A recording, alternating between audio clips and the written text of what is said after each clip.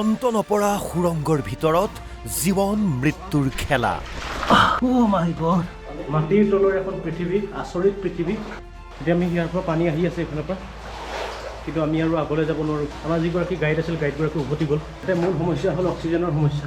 ইয়াতেই বোলে জিৰণি লয় পবিত্ৰ আত্মাই।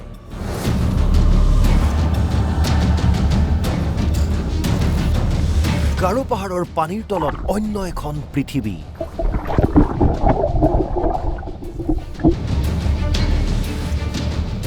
শনিবাৰে নিশা 9 বজাত অৰূপ মৰাঙৰ সৈতে চাওক NB নিউজৰ বিশেষ অনুষ্ঠান অৰঙে দৰঙে।